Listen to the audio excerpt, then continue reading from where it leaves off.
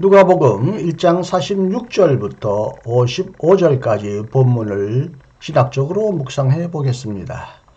제목은 마리아의 혁명 찬가입니다. 마리아가 이르되 내 영혼이 주를 찬양하며 내 마음이 하나님 내 구주를 기뻐하였음은 그의 여정의 비천함을 돌보셨음이라. 보라 이제 후로는 만세에 나를 복이 있다 일컬어리로다. 능하신 이가 큰 일을 내게 행하셨으니 그 이름이 거룩하시며 긍휼하심이 두려워하는 자에게 대대로 이르는도다.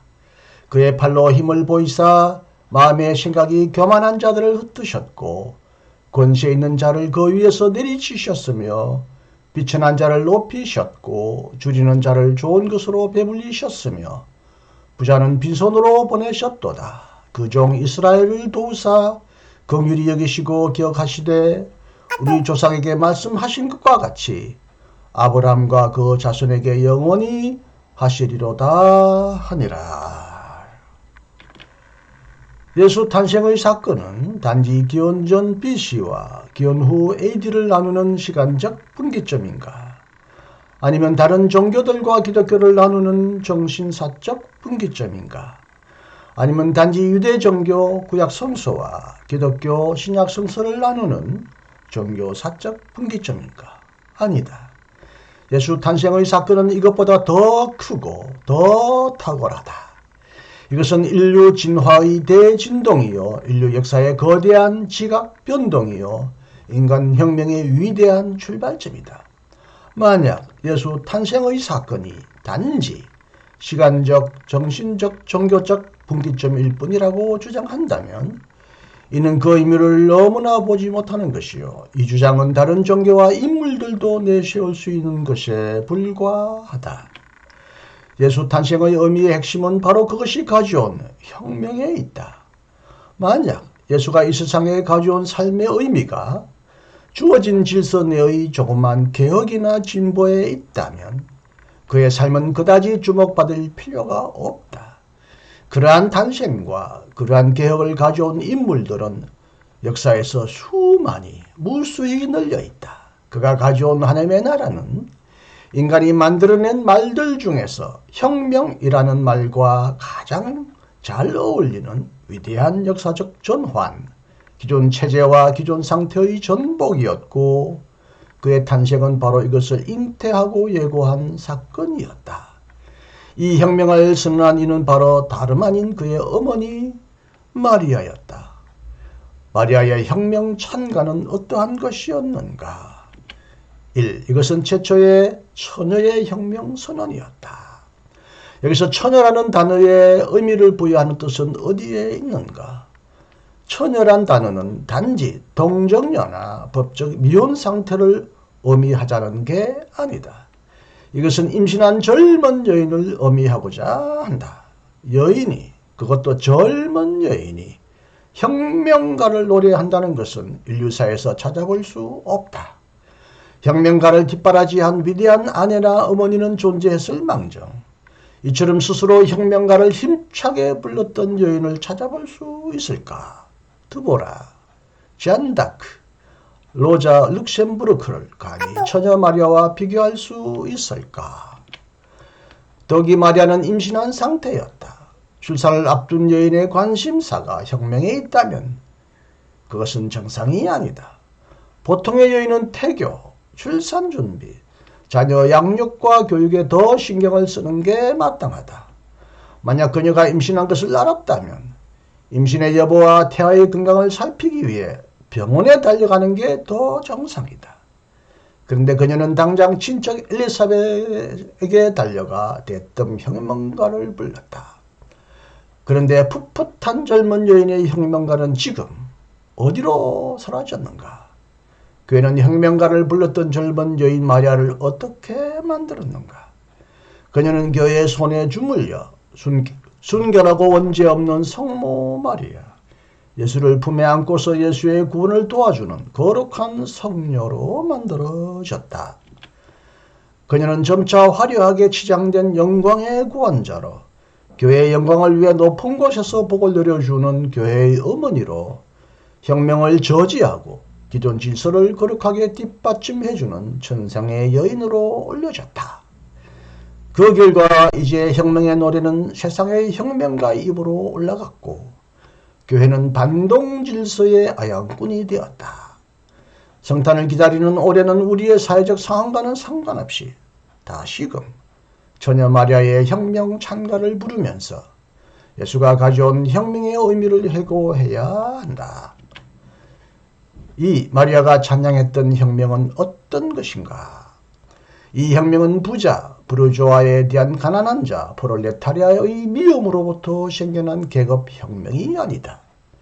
이 혁명은 칼막스, 레닌이 주도한 혁명과 다르다. 이 혁명은 예수의 탄생에서부터 터져나온 혁명이다. 예수는 좁은 정치적 의미에서의 혁명가는 아니었다. 그는 그 이상이었다.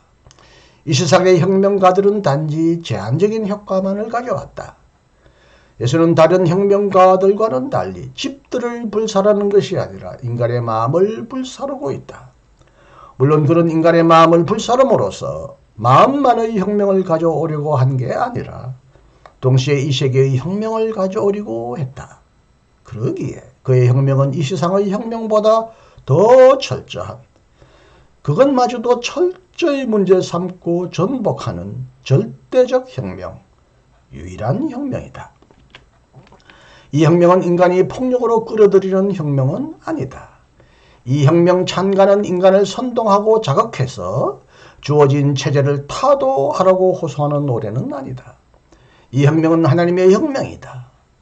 인간의 혁명은 성공적인 거사 이후에 항상 자신의 혁명을 폭력으로서 방어하는 보수적 혁명이었다.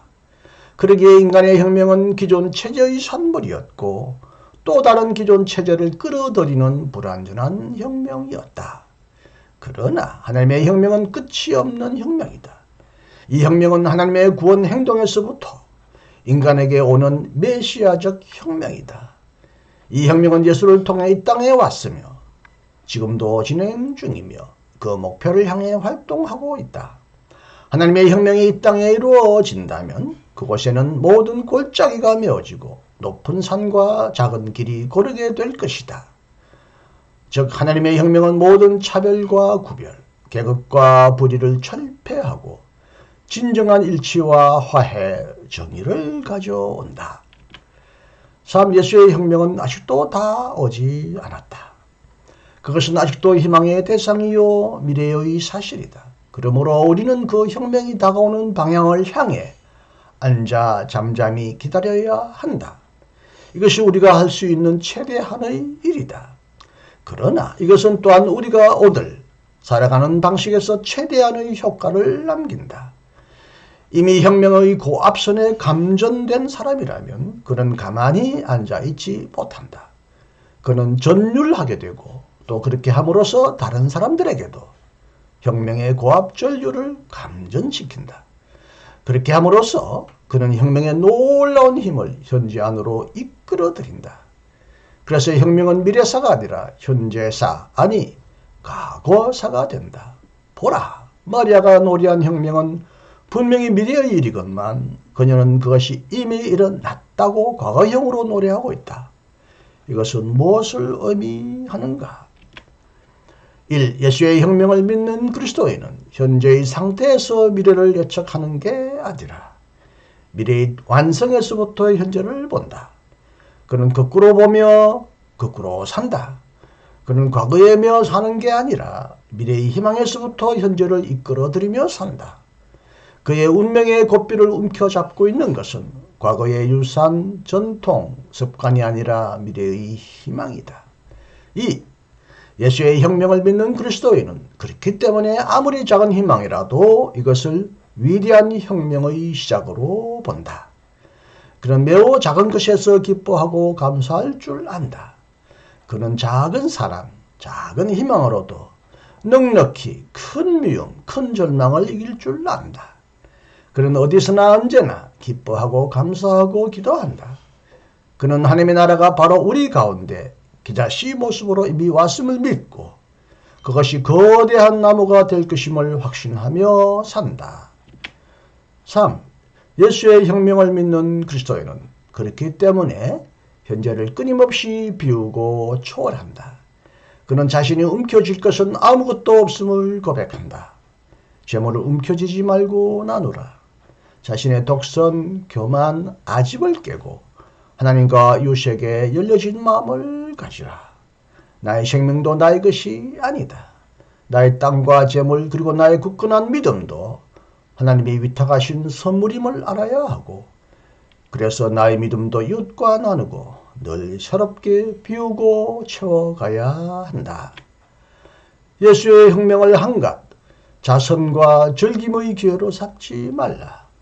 단지 12월 25일만을 성탄절로 여기고 그 후에는 까마득히 잊어버리거나 캘린더 속의 한 가지 기념일로 만들지 말라. 하나님의 영원한 혁명은 2000년 전에 이미 시작되었다. 그러므로 매일매일이 혁명일이 되어야 한다. 오랫동안 숨겨두고 폐기해버린 혁명의 깃발을 다시 높이 쳐들고 하나님의 나라가 완전히 임할 때까지 쉼없이 달려가야 한다. 경청해 주셔서 감사합니다. 이신근이었습니다.